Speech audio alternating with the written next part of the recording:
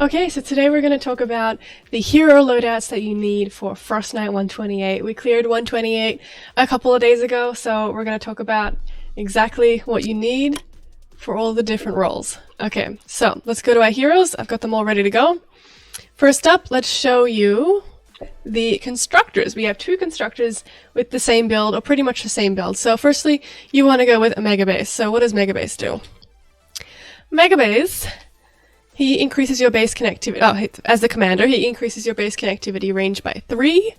And his class perks are place the base to reinforced structure with 60 armor, extends 4 segments from placement, placed from the trap wheel.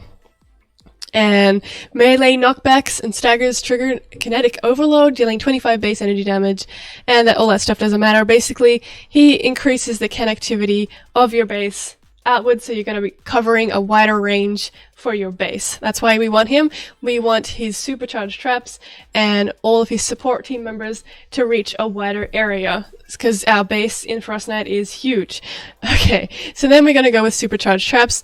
Increases the damage of traps affected by base by 8.5% per constructor we have. So we have 5 constructors, so we have a lot more damage going for our traps. So that's why we choose that. Then we have Lofty Architecture. What does he do? So, Lofty Architecture, his base increases building health by 28%. He uses it as the standard perk. So we want the building structures to be stronger, so when the smashers and the little huskies punch the walls, it takes longer for them to break through. So that's why we use him. He's super awesome. And then we have Frozen Castle, so we use him. What does he do? The Ice King. So enemies standing on a structure affected by base are snared by 15%. Basically,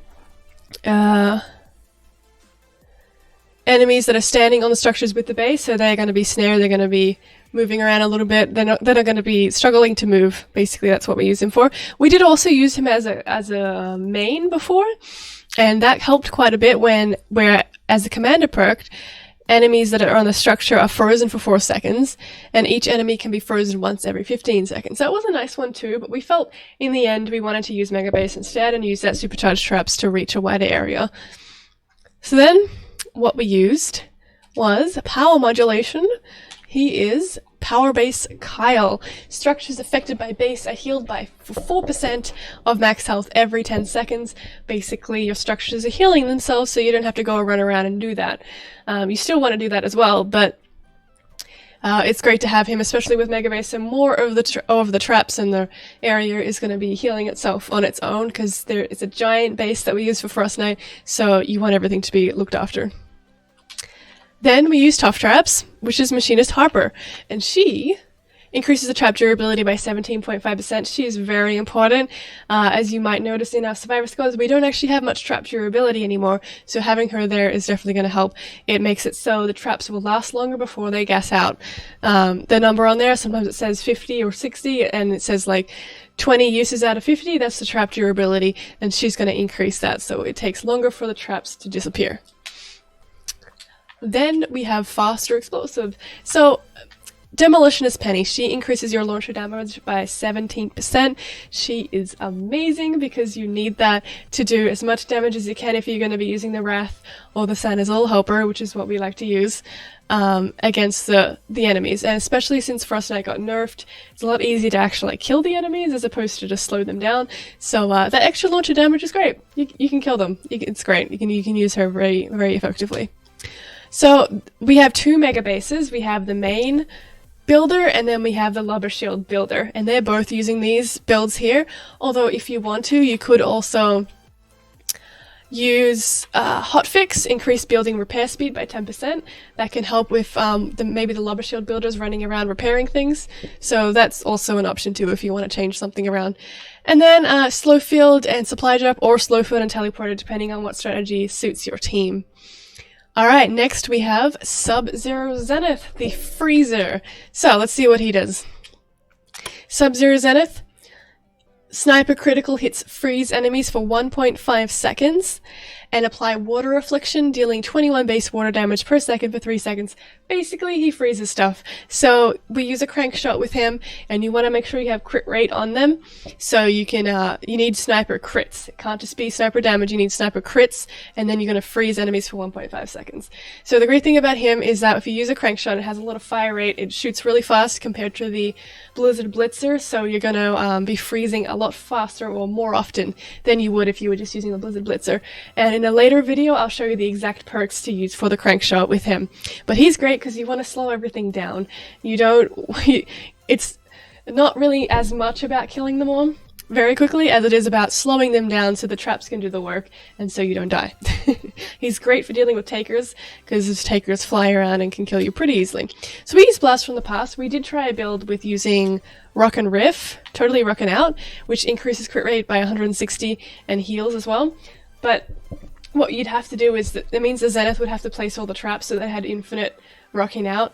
But honestly, to be honest, not enough husks were dying for that to be a useful team perk for us, so we ended up going with Blast from the Past instead. Not enough husks were dying, therefore the Rock and Riff wasn't being triggered enough, and it was really annoying to have to get Zenith to place all the gas traps, as opposed to get him out farming instead. So we changed it to Blast from the Past, so we used Saurian Hide, one of the dino heroes here, which, while shield is depleted, increase armor by 33, so you're just a little bit stronger, you can take a few more hits.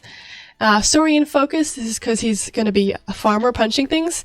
While shield is depleted, regenerate 4 energy per second, so you need about 40 energy per punch when you're using your anti-material charge punch, and so this is going to make regenerating that energy faster, so you can do more punches.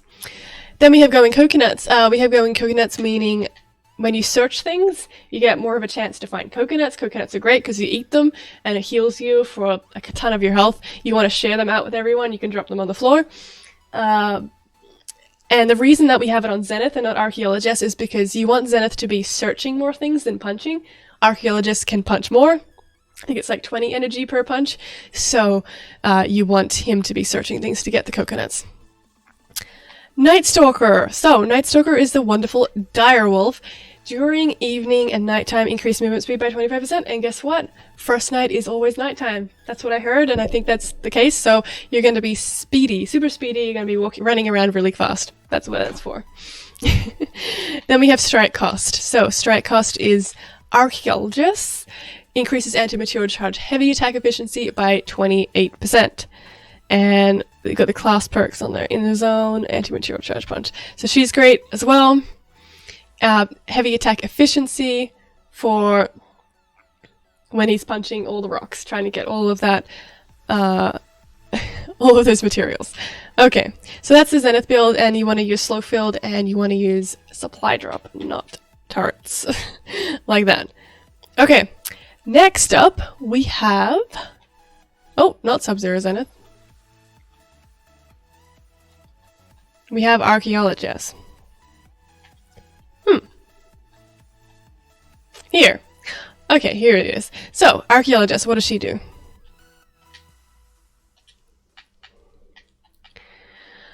Ooh, okay, so increases anti-material heavy attack efficiency by 128%, meaning it only costs about 20 energy or so to do a punch. She's amazing. Punch forward, it destroys structures and harvesting their materials. We don't use it against enemies, to be honest. And in the zone, after 5 consecutive hits with a pickaxe, increase pickaxe damage by 25% and movement speed as well. So that's great too. You can use her phase shift, which you want to use with Zenith and Archaeologists. You want to be phasing across the map and collecting as you go along. We don't really use the Seismic Smash, and the Teddy is great actually with Zenith and Archaeologists so that you can put it in front of a charging smasher and stop their charge. Then Blast from the Past is great because then we can use Saurian Focus, which is the same as before. He regenerates 4 energy per second. You can also use him as a main too if you're finding you're not having enough energy. It's up to you though. And then Saurian Hide, a little bit more armor, so a bit tankier, harder to kill. We use Night Stalker, so increases movement speed by 25%. You can run around faster. And we've got Phased and Confused. So this is a mythic. Increase phase shift maximum charges by 1. So there's quite a few different kind of phase shift support perks you can put on. This is one of them, so you get an extra phase shift. You get 4 phase shifts and instead of 3 phase shifts. So that's nice. Otherwise, what else you could do is, if you don't have her, which I don't have her on my account, let's see. So we've got, we just want to look for the phase shift ones. I'm looking under Outlanders. Phase shift grants an additional 30% movement speed for 3 seconds. That is Recon Scout Eagle Eye, yep. What else have we got? I think there is something else here. Phase shift leaves 3... No, we don't want that. That's the increases charge by 1. Decrease phase shift cooldown by 25%. That is from Flash AC. So that's another option too if you don't have that one. And then we have Work, which is pretty awesome. This increases pickaxe damage by 17% so you can harvest materials faster.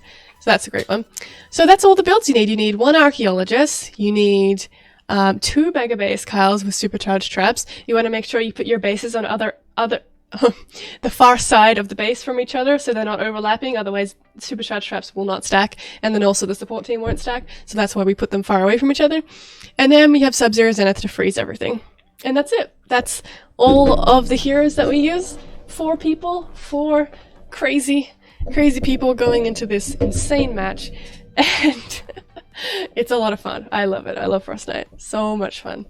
Alright guys, if you like this video, let me know in the comments below. Let me know if you have any other questions, if you have any other suggestions, any other heroes that you use. What ninja build do you use? Because there is one quest that says you have to do 1 of each category, and we've tried that, but we did it in the 100 zone because we couldn't really be bothered with the 128.